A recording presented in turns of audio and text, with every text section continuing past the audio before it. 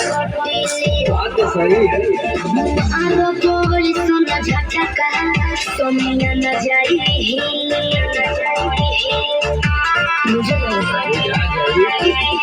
छोड़ना चल छबी मेरा कोमर कटी बोल सुन झटका सोनिया न जाई जवा